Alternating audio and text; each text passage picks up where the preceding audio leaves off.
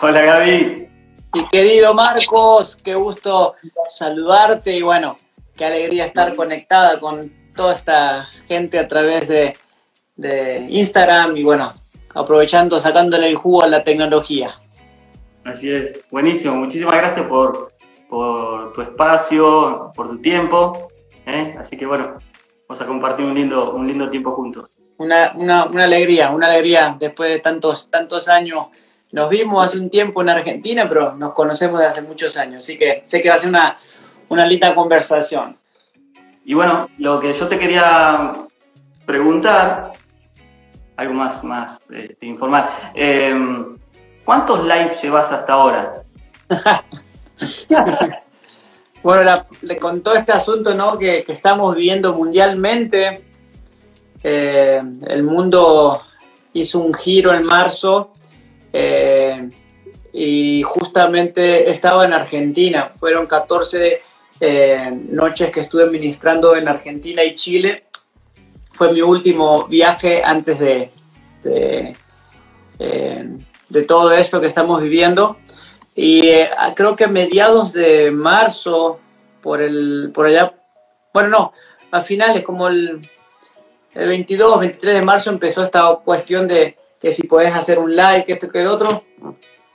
Entonces, entre live, enseñanzas, ya sea Zoom o por otros medios, por Facebook, con la de hoy son 117. ¡Wow! Son 117. Lo venís contando, ¿no? Las cuento porque soy muy intencional, no me conecto nomás por conectarme con alguien, sino que la conexión tiene que llevar algo a cabo. Para mí es importante construir relaciones. Para mí es muy sano poder cultivar las amistades y esta es una amistad que empezó hace muchísimos años. Nos pudimos ver hace poco en Neuquén y para mí cuando me invitaste a hacer esto,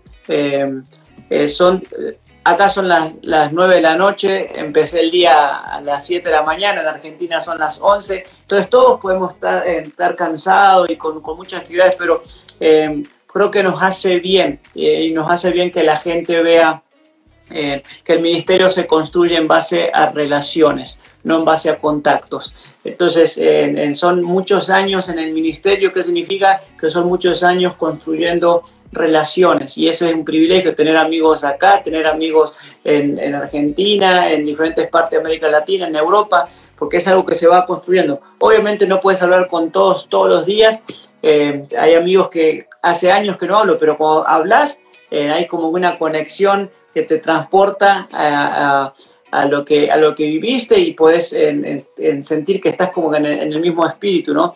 Entonces, para mí es muy importante esto, y son 117 entre llamadas, videollamadas, Instagram Live, Facebook, etcétera. Muchísimo. Sí, yo vi unos ahí que dijiste que, bueno, que estabas contando, entonces por eso quería saber cuál era este, ¿no? Porque, bueno, durante el día hoy sumaste un montón más con enseñanzas y todo eso. ¿Sabés qué? Bueno, una de las cosas que ahí estuve viendo es que vos empezaste desde chico con la música, en el ministerio, y bueno, me llamó la atención que tuviste que tomar una decisión muy importante en tu vida, dejar el deporte, entre elegir el deporte o estudiar música, ¿no? Y tomaste la decisión de estudiar música, capacitarte, bueno, te fuiste a México, pero contanos brevemente así cómo fue que tomaste la decisión de ir a México. La música en mi vida ha estado desde que tengo uso de razón. Vengo de una casa donde siempre hubo música. Mi papá era tecladista, tocaba el acordeón, la guitarra. Entonces, lo que es iglesia y música son dos ambientes muy fuertes y siempre estuve involucrado, mi familia, mi casa. Y empecé a tocar o a jugar con la música a los 4 o 5 años. A los 6 ya le andaba copiando algunas cosas a mi papá. Y como que cada vez se hacía más en serio. Así como me gustaban los deportes, también me gustaba la música. Siempre fui una persona muy inquieta, entonces me involucraba en muchas cosas. No sé en cuántos deportes he estado involucrado. Probé de todo, lo que ni te imaginas. Y a los 12 años, 13 años, ya como que la música empezó a tomar un lugar muy importante en mi vida, como un lenguaje, era un medio de conexión con Dios, muy fuerte. O sea, la música no era nada más una cuestión de cómo suena, nunca para mí la música fue un entretenimiento, siempre una cuestión de conexión. Pero empecé a sentirme medio frustrado de por qué la música fuera de la iglesia sonaba mejor que la de la iglesia. Entonces a escondidas andaba escuchando Sting, Phil Collins, lo que sea, y después en la música de la iglesia. Hasta que un día estábamos de vacaciones en la costa, en Argentina, no me acuerdo si era Pinamar, por ahí, mi papá prende la radio y había un instrumental que sonaba re bien, ¿no? Entonces después cuando terminó la música, mi papá dice, ¿por qué no buscamos la radio? Es una radio cristiana. Acá no es, la costa las distancias no son largas. A ver quién es. Y fuimos, encontramos la radio y decimos, escuchamos una canción instrumental con un solo de saxo, que es el otro, sonaba muy bien. ¿Quién es? Dice, es un cassette de un mexicano que nos acaba de llegar, se llama Marcos Witt. Y desde ahí fue que empecé como que a observar mucho tanto la parte ministerial como musical de Marcos Witt, hasta que un día él anunció en Argentina que iban a abrir una escuela de música en Durango, y desde ese día hubo un clic adentro mío que dijo, yo termino la secundaria y me voy a México. Era lo único que conocía en esa época de centros de educación ministerial musical. No sé si había otro, pero había mucho, aparte había mucho impacto en mi vida por la manera en cómo Marcos podía ministrar y hacer música y que suene bien, ¿no? Fue como que la chispita de esperanza en mi corazón de que la música cristiana podía llegar a sonar bien. Y entonces, bueno, ahí tomaste la decisión para irte a México. Y entonces, recordar que tenía 13 años, el proceso en esa época no existía el internet, así que no tengo idea cómo fue la cuestión de la aplicación, de la solicitud de ingreso, etcétera.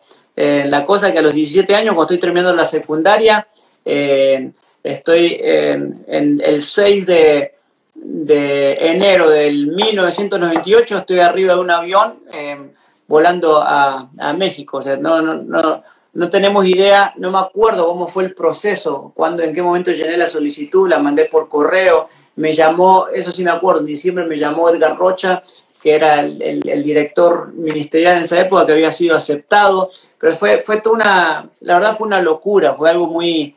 en esa época no existían los celulares, no existía el internet, eran otros tiempos, ¿no? Sí. Sí, ahí se están conectando varios ex compañeros nuestros, amigos de ahí, que estuvimos juntos en Durango, Víctor Cerón. A Víctor, por ejemplo, lo conocí en el colectivo, a él y a su esposa, de Distrito Federal a Durango. Mirá. Así que... no, y bueno, ahí llegaste entonces a Durango, empezaste a estudiar música. ¿Cómo fue el proceso para llegar a tocar con Marcos Witt? Con Marcos Witt, bueno, primero comenzó con un discipulado, una amistad ministerial donde tuve la oportunidad de ver cómo él operaba en reuniones importantes de trabajo. A través de esas reuniones pude conocer a John Maxwell y a otros.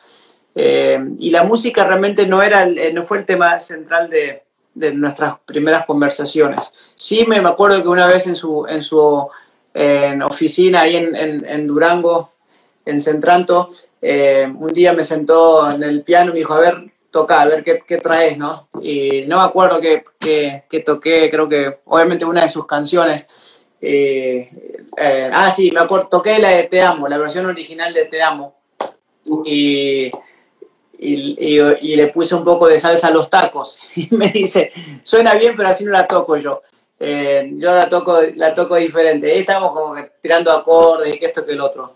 Y lo que pasó fue que lo estaba ayudando en algunos lugares con el piano, en algunos viajes que él tenía sin la banda.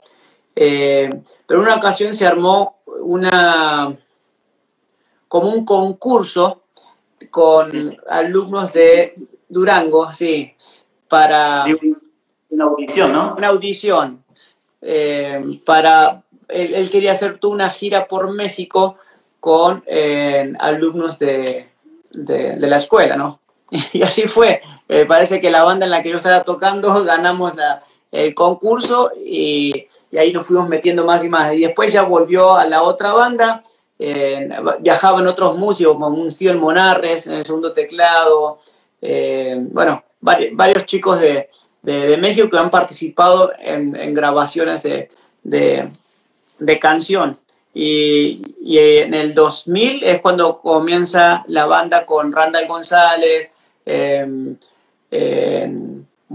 estuvo unos meses Emanuel Espinosa más como mentor y después volvió a tocar, que fue las giras de Todos Deben de Saber. Fueron 2 años, 1 año y medio, 2 años que se hizo todas las noches viajando por toda América Latina y Europa con un concierto que tenía 3 partes, con bailarines, de toda una movida.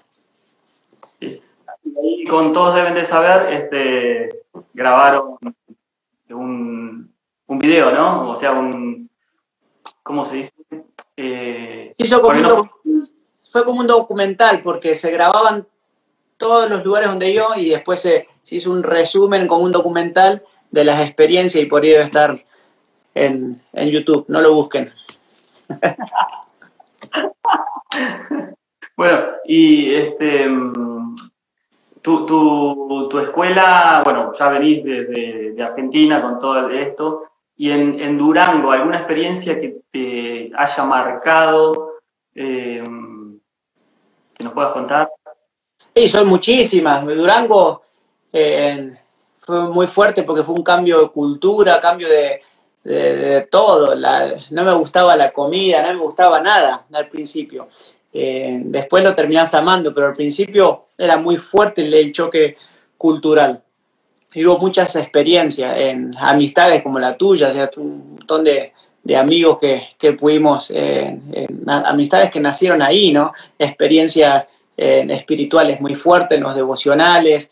Después, no sé, la cuestión de los viajes, empezar a conocer tantas partes del mundo por estar en Durango.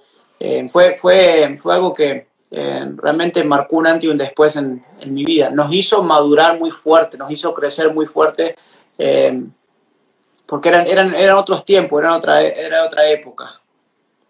Sí, sí. Y literalmente, bueno, para mí también fue como un desierto, ¿no? Fue como un desierto y un proceso que tuvimos que pasar. Y bueno, musicalmente vos ya venías, ya sabías tocar algo de jazz, sabías tocar otros estilos musicales, pero cuando llegaste a Durango seguramente que tuviste que estudiar algo de clásico, ¿no? Tenía una pequeña escuela de clásico, nunca me gustó, me tiré más para el jazz, pero me hice muy bien eso porque el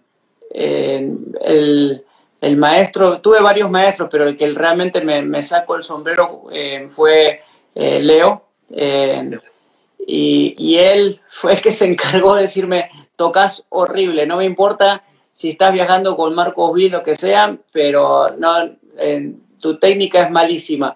y le pegó muy fuerte el orgullo, porque mientras todos estaban tocando cualquier otra cosa, a mí me llevó al fundamento, a lo básico de un pianista, y me hizo muy bien, me ayudó muchísimo esas clases con Leo, se sumó a lo que yo ya traía, ¿no? Entonces fue obviamente la escuela de Durango fue clásica, y me hizo muy bien. Y después de Durango te fuiste a Estados Unidos. Bueno, ahí estuve comentando, antes de empezar la charla, que fuiste director por más de 8 años de varios institutos canción, ¿no? Así es. ¿Cómo fue otra transición importante en mi vida, porque de estar con una función más de músico, de performance, ahora entrar en el área de la educación, nunca pensé que iba a estar funcionando en ese lado de la música, y es hasta donde estoy el día de hoy. O sea, seguimos viajando en conciertos, lo que tengamos que hacer, pero estoy muy ligado con todo lo que es la educación. Es decir, abrimos en escuelas en Texas, en California. Fue una época donde canción explotó por toda América Latina, incluyendo Estados Unidos. Bien. Y me imagino que en ese proceso también pasaste algunos desiertos, ¿no? Porque siempre el cambio de país, el cambio de trabajo, como decir, venía de performance y pasaste a educador.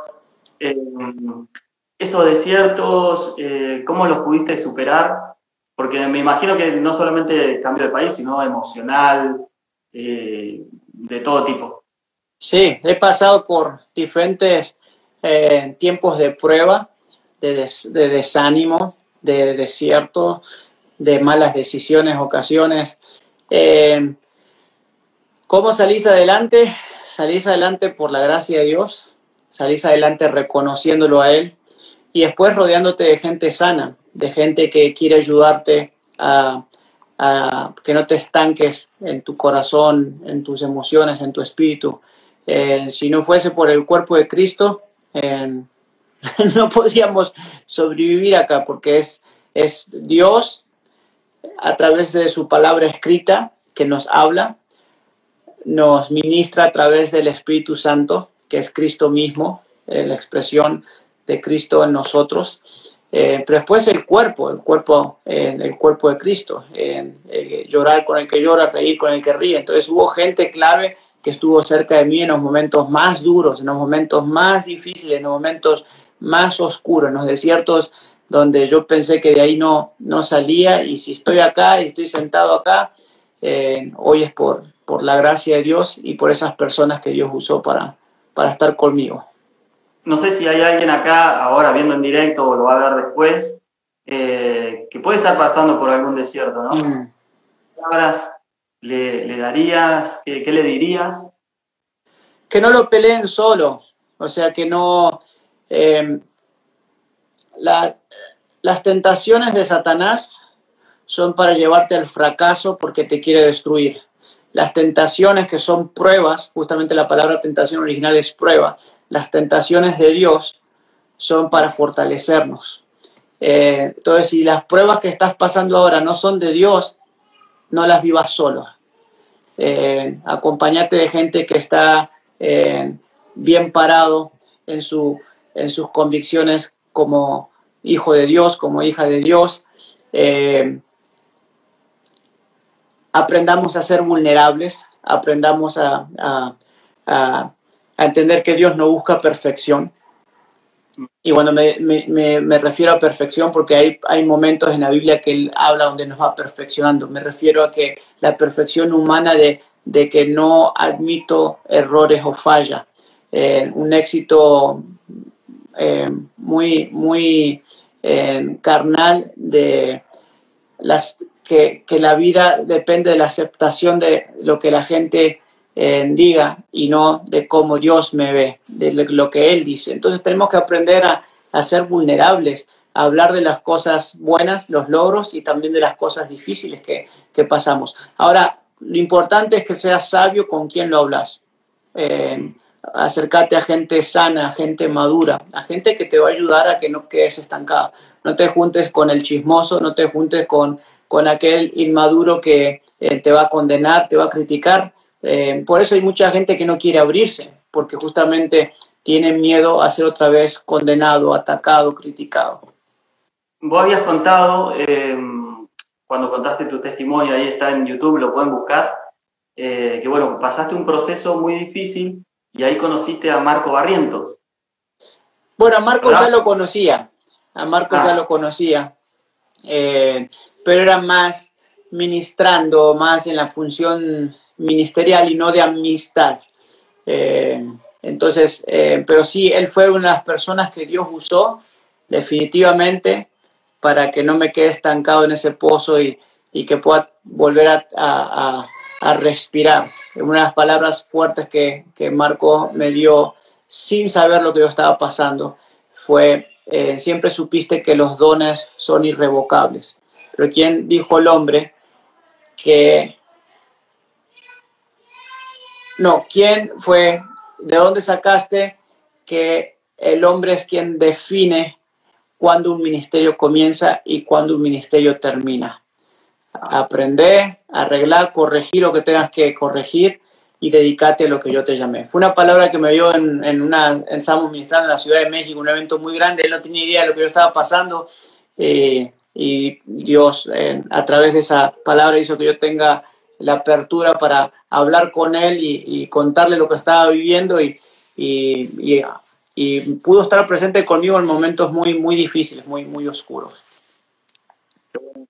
Buenísimo, guay, esa palabra tremenda porque, bueno, eso es lo que hace Dios, ¿no? No te condena, te corrige como un padre amoroso, ¿no? Y te vuelve al redil. Esa es su plan, su propósito, ¿no? Con amor siempre nos trae otra vez a vuelta a casa, como Sí. quien dice. Así. Y bueno, ¿y cómo fue que llegaste a tocar con Marco Barrientos? A través de la amistad con Marco Sweet y estar viajando con él, pudimos conocer a varios de los salmistas, ¿no? que han sido mucha bendición para las naciones, Danilo Montero, Marco Barrientos, etcétera, Marco Barrientos. Entonces, de ahí nació la amistad. Y un día estábamos ministrando en una iglesia y Julián, quien era el pianista en esa época, por cosas de la vida, no podía ir a todos los viajes, cuestiones que iban a ser uno de sus hijos, etc. Entonces, en los viajes que él no podía ir, me pedía si yo podía ayudar, ¿no? Y acompañar a Marco. Y esto empezó como en el 2004, 2005, y después cada vez se fue diciendo más intenso, más intenso, más intenso, hasta que finalmente a finales del 2012 fue cuando me hizo la invitación a estar full time con él y venirme otra vez a Dallas, porque yo estaba en California y después de California regresé un tiempito a Argentina para estar con mi mamá, porque mi papá había fallecido. Entonces cuando él me hace esa invitación de estar full time con Aliento, en ese momento estaba en Argentina. ¿Y enseguida empezaste como director musical o había alguien más como director musical en la banda? Sí, fue cubrir la función de pianista y director musical. Y también ayudar en la iglesia en lo que era la alabanza de oración. Y ya estaba la conversación desde antes de esto de unir fuerzas para abrir un instituto, ¿no? de capacitación musical ministerial. Buenísimo. Bueno, ya vamos a ir allá a la parte de educación. Pero ¿nos podrías contar, por ejemplo, de qué se trata o cuál es la función de un director musical en una banda, ¿no? Porque estamos acostumbrados a que hay directores musicales de orquesta, un director orquestal, pero en una banda, por ejemplo. Y en el ambiente que estamos, lo que es en la música de iglesia, en lo que es alabanza y oración, un director musical es un punto de conexión y comunicación entre el director de alabanza y los músicos. Es como un codificador de análogo a digital, un word clock de esos. Yo tengo que escuchar el corazón de Marco, lo que Dios está hablando a él, el deseo de lo que él quiere transmitir a través de la música, y eso lo tengo que traducir a música y compartirlo con los muchachos. Entonces es debajo de la plataforma y es en la plataforma, no es solamente a la hora de estar tocando, estar ministrando. Es comunicación en el día a día. Por ejemplo, ayer tuvimos hace muchísimo, ¿no? que no nos vemos con todo esto que está pasando, pero ayer tuvimos una llamada improvisada ahí con los muchachos por FaceTime, y nos hizo bien ahí charlar un ratito. Entonces es una función musical, pastoral, es preocuparte por cómo están, es construir realmente una relación sana. Si no hay una relación sana debajo de la plataforma, después la plataforma se convierte en algo muy, muy artístico, muy profesional, muy en mi opinión, sin vida. Y lo lindo es cuando disfrutas en la plataforma lo que estás haciendo, no solamente en lo musical, sino en la conexión con las personas que estás tocando. Entonces, en el aspecto técnico, un director musical tiene que entender el lenguaje de la música, tiene que poder comunicar diferentes momentos, tiene que poder guiar, tiene que saber cómo llegar de A a B. En el caso de nosotros, con Aliento, no hablamos por acordes, hablamos por grados. Tenemos ciertas señas, algunas cosas que nos funcionan para nuestra comunicación. Y hay como hay mucho fluir, mucha improvisación mientras estamos tocando, tiene que haber mucha conexión, y la comunicación no es nada más verbal a través del talkback, el micrófono, también es visual. O sea, hay veces que sinceramente hubo noches donde casi no usaba el micrófono, porque ya estamos muy conectados y podíamos seguir a Marco y nosotros estar conectados musicalmente. Pero sí, la función de un director musical, para resumir, es un puente entre el director de alabanza y los músicos. Bien. Tremenda enseñanza. Y sabes que, bueno, esto que hablabas de conexión, ¿no? Como un punto ahí entre el director de alabanza y los músicos y toda la banda. Y también esto me lleva a preguntarte cómo es seguirlo a Marco Barrientos en la parte de la improvisación, entre comillas, ¿no? Porque es algo espontáneo, y cuando él empieza a dar una palabra profética. Bueno, hay dos formas en lo musical. Una es cuando él canta y nosotros escuchamos lo que está cantando y acompañamos musicalmente. O la segunda es nosotros creamos un motivo musical y él canta sobre esa progresión de acordes. Entonces surgen los dos. Cada noche diferente, en cada noche hay diferentes momentos.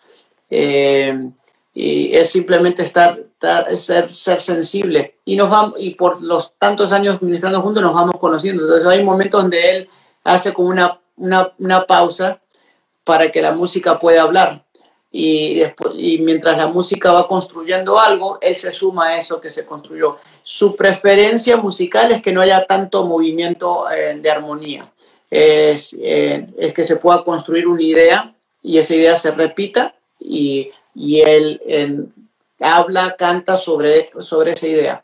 Y lo mismo cuando es al revés, cuando él crea algo y nosotros tenemos que seguirlo. Aunque hay mucho movimiento melódico, yo trato no quiero decir encasillarlo, pero sí poder darle forma con una progresión de acordes, porque eso a él le da más libertad y no lo distrae. Todo lo opuesto con Marcos Witt, que él quería más movimiento armónico, hasta a veces tocar en acordes fuera de la escala diatónica, etcétera, hacer otros tipos de movimiento. Con Marco no, es más que construyamos una idea sencilla, pero que tenga peso melódico y de ahí fluimos. Entonces es una experiencia linda. A veces estás un poco nervioso cuando sabes que estás grabando, y etcétera, porque nunca sabes. Hay una agenda, hay una idea de la lista de canciones, pero a veces o en muchas ocasiones no se respeta todo cómo está el setlist. Hablando de lo espontáneo, que también de ahí te lleva a lo que es la profecía, ¿no? Todo lo profético. Ajá. ¿Cómo surge en vos como músico la adoración profética? Porque yo, por ejemplo, te he visto que has estado profetizando a través del piano. Uh-huh. Entonces, ¿cómo nació eso en vos? 2019, por ahí, pude ver el comienzo de otra expresión ministerial en mi vida. 2009, ¿no? ¿Cómo? 2009. En el 2019. En el 2019. Pude ver otra expresión en mi vida. He pasado por diferentes etapas, que creo que por ahí fue uno de los años que nos vimos en Argentina. No sé si fue en el 18 o en el 19, cuando estuvimos ahí ministrando en Neuquén. Esa es una faceta, esa es una función. Pero es verdad que desde chico siempre fui muy expuesto a ser sensible a los ambientes, a ser sensible a lo que estaba pasando en un lugar. Y eso lo pude ir desarrollando con la música. Fue una de las cosas que le llamó la atención a Marcos Witt y también a Marco Barrientos. Entonces lo profético realmente es hablar a través del instrumento, no es tocar solamente una melodía, sino es pedirle al Señor, al Espíritu Santo, que te guíe. Las notas todos los conocemos, las escalas todos los conocemos, pero es pedir de corazón al Espíritu Santo, guíame. Y Él es nuestra fuente de inspiración y Él te usa para traer dirección a su iglesia. Y eso es lo profético, es poder hablar de parte de Dios, y cada vez que Dios habla es para edificar, es para bendecir, es para construir. Y la verdad que me quedé ahí, buenísimo, me encantó. Porque bueno, cuando uno empieza a profetizar a través del instrumento, Dios se manifiesta de una manera sobrenatural, y con la música, ¿no? Con los instrumentos, y yo he visto que han pasado muchas cosas grosas, así que enfermos se han sanado, gente oprimida se ha liberado a través del tiempo instrumental, ¿no? Que creo que también es muy bueno tener y dar lugar a ese tiempo, como vos decías recién. ¿Vos cómo has escuchado una melodía y la has reproducido? ¿Cómo ha sido tu experiencia a la hora de profetizar a través del piano? Es como que es algo del momento. los ambientes son importantes. Yo creo en el poder de los ambientes. Hay ambientes que te ayudan a enfocarte y hay ambientes que te distraen. Y la música es un lenguaje. Entonces, no lo aprendes a hacer de un día para otro. O sea, los dones no son nuestros, los dones son de Dios, pero nuestra responsabilidad son desarrollarlo. Y en el aspecto espiritual, uno nunca te vas a convertir en un profesional de la adoración, porque no puedes ser profesional de la adoración, puedes ser profesional de la música, pero no de lo espiritual. En lo espiritual siempre hay una dependencia a Él. Entonces vas desarrollando una madurez musical y también una madurez espiritual. Pero no te puedo decir es que escucho tocar re, no, tocar fa. No es así, no es que como si Dios me está dictando qué notas tocar.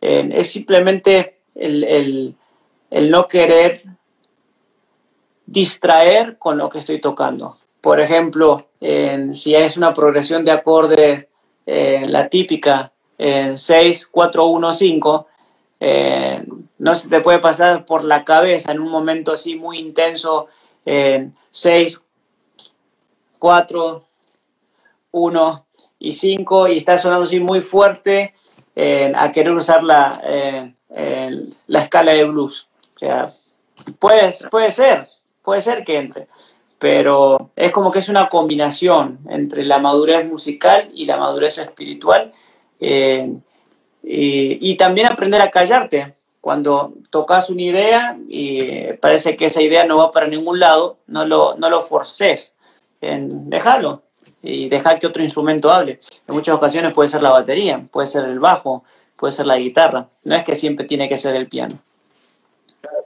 Pero todo esto lo crea tu comunión con Dios, ¿no? La oración, la palabra. Nadie puede profetizar sin tener un tiempo profundo con Dios y también a través con el instrumento, ¿no?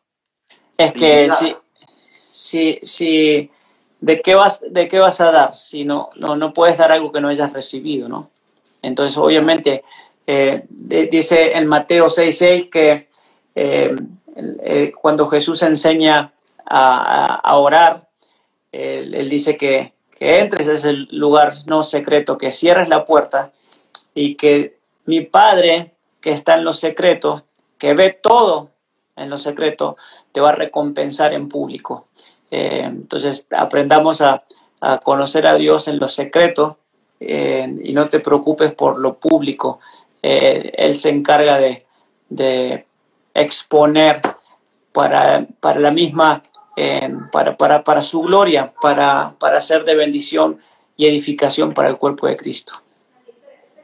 Y hablando de la edificación del cuerpo de Cristo, ¿cómo fue que surgió la idea esta de ser educador y abrir School? Mira, lo de la educación surgió de... Yo fui siempre muy lento para aprender, muy, muy lento, o por lo menos yo me considero lento. Y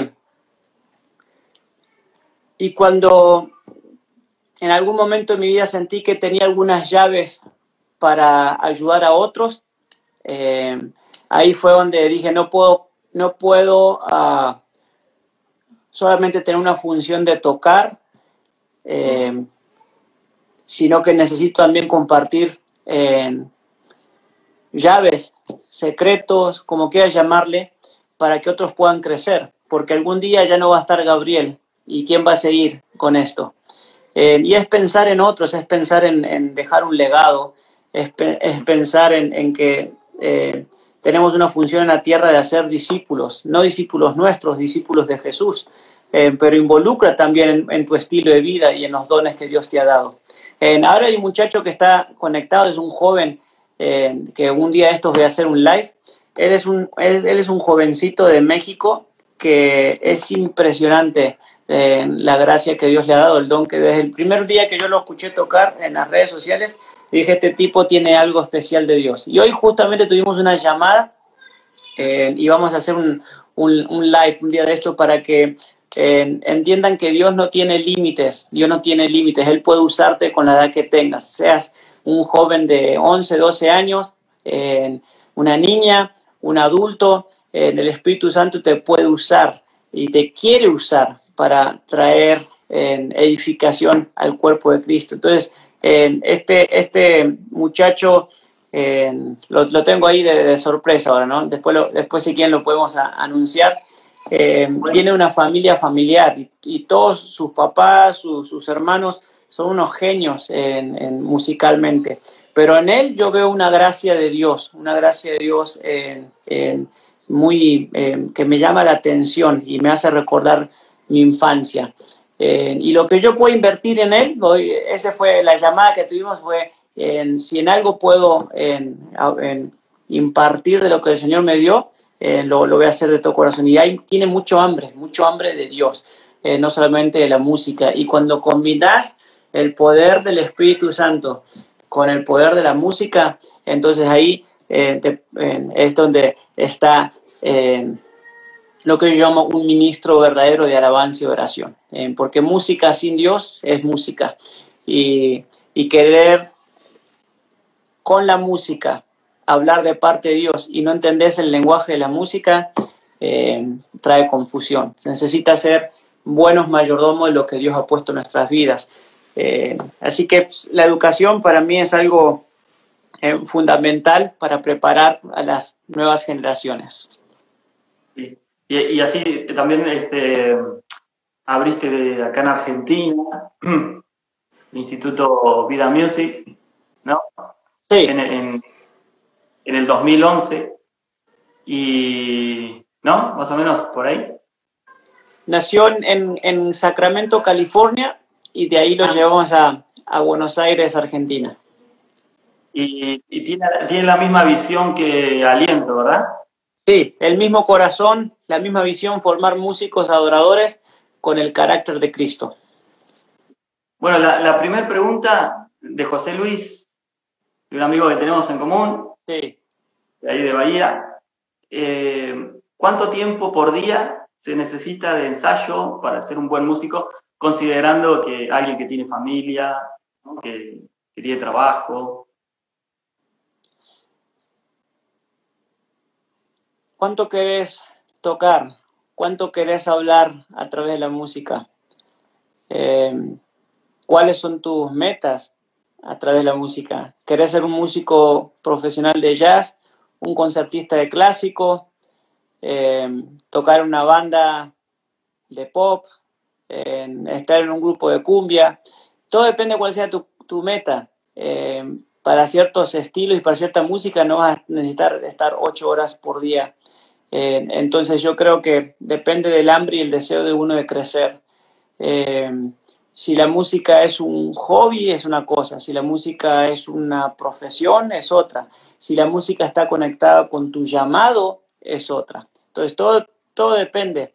A mí no me gusta decir cantidad de horas porque si no piensan que para tocar bien, si toco 1 hora, si estoy 2 horas, 3 horas, a veces necesitas 6 horas, a veces 7 horas, y a veces no tanto.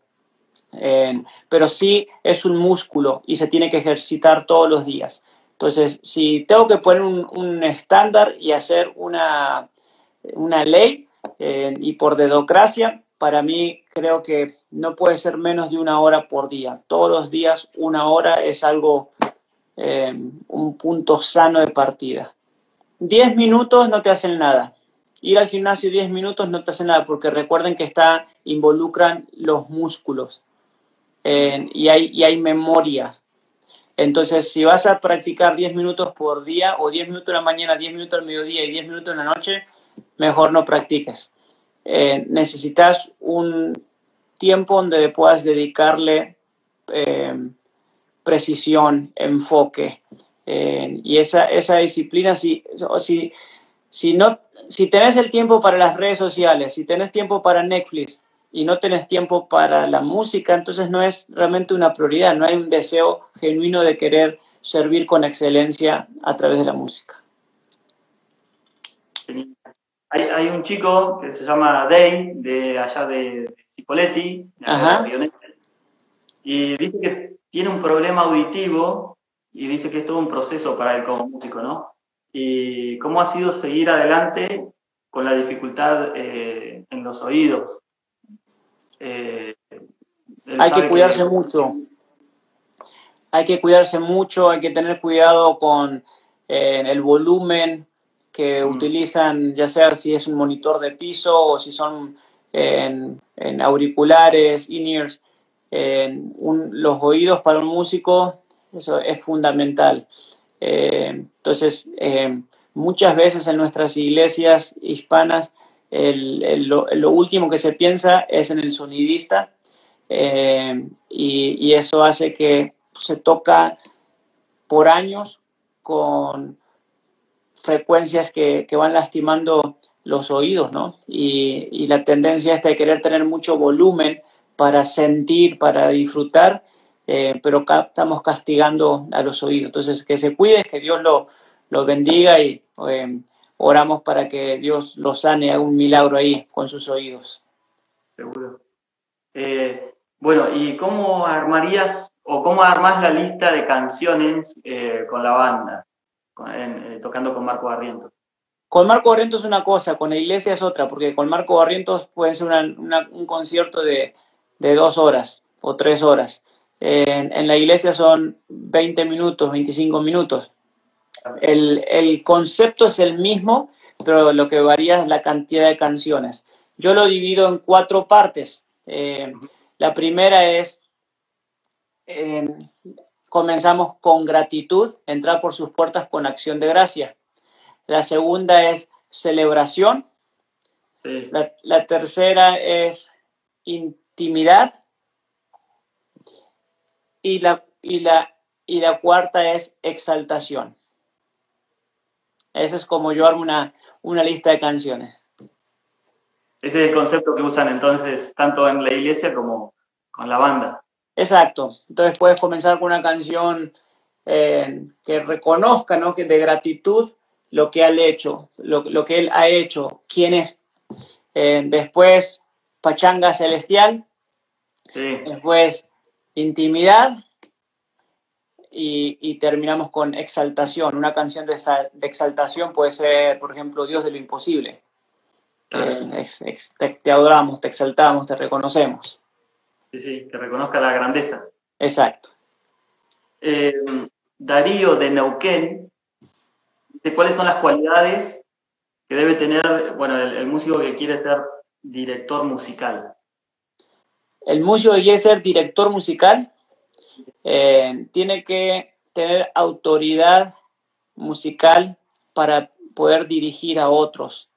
En otras palabras, conocer bien el lenguaje musical, conocer las canciones, ser el primero en llegar a los ensayos, tener conocimiento musical de la función de los instrumentos, cómo suena un bajo, cómo es el aspecto rítmico en una batería y cómo eso involucra a un ensamble, tener conceptos claros de estilos musicales. Todas esas son cualidades de un director musical. Y como estamos hablando de que es un director musical, también tiene que tener cualidades de liderazgo. Tiene una persona que puede dirigir. Perfecto. En vivo, o sea, tanto con la banda, con Marco, o en la iglesia, ¿nos podés contar un poquito cuál es tu setup? En la iglesia no es el mismo que en los conciertos, por lo mismo que es otra función. En la iglesia puedo estar con un North Stage o con un Motif, y a veces utilizo también en Main Stage. Y en los conciertos sí uso 2 teclados. Abajo casi siempre uso un Montage, y arriba un Motif, un North Stage, perdón, y arriba un North Stage 2. Y todo lo manipulo desde Main Stage con una MacBook Pro, En esa MacBook Pro el intermediario es una interfase de audio y de MIDI. Y combino los sonidos que tengo en MainStage con también en los teclados. Entonces uso a veces 6 salidas, a veces uso 8 salidas para poder dividir pianos, sintes y teclados. Y todo ahí en estéreo, ¿no? Siempre en estéreo, sí. ¿Y también largas las secuencias o hay otra persona que se encarga de la secuencia? Antes lo hacía, pero después tenés que andar como pulpo, siendo director musical, tecladista y con la secuencia que pareces un DJ. Entonces nos ayuda el bajista, Dani Bustamante nos ayuda con las secuencias y que están sincronizadas con los videos en los tours. En la iglesia sí hago secuencias, MD y tocar el piano. En la iglesia el setup es más sencillo. Y con las secuencias que disparan los videos, ¿qué software usan? Lo sincronizamos todo por Ableton Live. Y en la iglesia usamos videos, usamos ProPresenter para las letras, o usamos otro software si se combina el video, la imagen de las cámaras, pero las secuencias, antes usamos Playback, pero ahora volvimos a usar Playback de secuencias.com, pero ahora volvimos a usar Ableton Live. Bueno, ya por último, porque ya es muy tarde, ¿qué consejos le darías? Tengo dos preguntas, esta es la primera. ¿Qué consejo le darías a alguien que quiere comenzar en el ministerio de alabanza? Que comience, o sea, que se involucre, que diga, quiero aprender, que tenga un corazón humilde con un deseo de crecer, que escuche. Si estás comenzando, más que hablar, ahora te toca escuchar. El escuchar te va a hacer bien. Por algo tenemos 2 oídos y una boca. Este es tu tiempo de absorber, de escuchar. Escuchen buena música, escuchen las predicaciones, no se vayan al tiempo de la predicación, porque si querés involucrarte en el ministerio, la música, la palabra y la música van de la mano. Y rodéense de buenos músicos buenos cristianos, pero también que toquen bien, que toquen mucho, y eso te va a hacer crecer. Te hace bien estar con gente que ha corrido o ha recorrido una trayectoria que vos todavía no lo has hecho. Y que estudien música. Mucha. ¿Y qué consejo le darías a un líder o pastor de alabanza? Un líder, un pastor de alabanza es que no se olviden que nuestra función es servir y no ser servidos. Entonces, que podamos ser personas con un corazón humilde, con un oído afinado a la voz de Dios. Nuestra función no es agradar a la gente, nuestra función es agradar a Dios y servir a la gente. Entonces, que podamos estar conectados con Dios, agradarlo, lo agradamos con nuestra alabanza, con nuestra adoración, que adoración es obediencia, alabanza es nuestra expresión de nuestra adoración. Y a la iglesia le hacemos bien cuando la servimos, pero no estamos para agradar a la iglesia. ¿Qué significa esto? Que la iglesia no es un restaurante. La iglesia necesita depender de Dios y no del hombre. Perfecto, genial. No podíamos terminar mejor que con estas palabras. Bueno, Gaby, te agradezco de todo corazón por este tiempo. La verdad que para mí sos un ejemplo y siempre te lo digo cuando tengo la oportunidad de verte o escribirte. Así que para mí es un honor haber charlado un rato con vos y bueno, que todos, la idea es que todos podamos aprender algo, ¿no? Y creo que nos dejaste una tremenda enseñanza. Así que los que están entrando ahora, después lo pueden ver. Es imperdible. Así que de todo corazón te agradezco. Gracias por enseñarnos esta noche. Y bueno, lo que estás haciendo es de mucha bendición para el cuerpo de Cristo. Déjame decirte esto. Y que esto está creciendo. O sea, vos podés sembrar hoy en día, vos lo sabés, pero por ahí, si te lo dice otro, tiene otro significado, pero vos estás sembrando en alguien y esa persona que vos sembraste siembra en otros y en otros, entonces te multiplicás. Y bueno, eso es lo que está haciendo Dios con vos, a través tuyo en toda Latinoamérica, y te animo a que sigas con este ministerio que Dios te dio de educador, porque faltan un montón y es súper necesario, no solamente para el cuerpo de Cristo. Hoy nos han visto un montón de gente que no es cristiana, y creo que todo lo que hemos hablado es de mucha edificación para los artistas. Así que muchísimas gracias, amigazo. Gracias, querido Marcos. Bueno, un abrazo grande para todos los que estuvieron en esta conexión en Instagram, y bueno, estamos para servirles de todo corazón. Así que desde Texas, un abrazo grande hasta Bahía, y bueno, vos estás ahora en Neuquén y todas las partes de todo.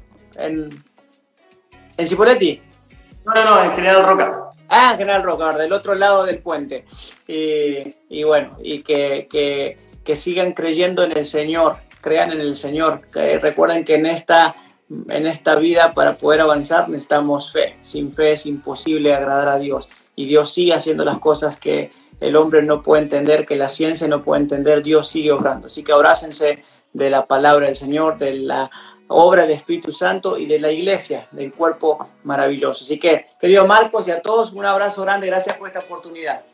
Muchísimas gracias a vos. Saluda a tu esposa, el gordito. Gracias, muchas gracias. Igualmente, nos vemos.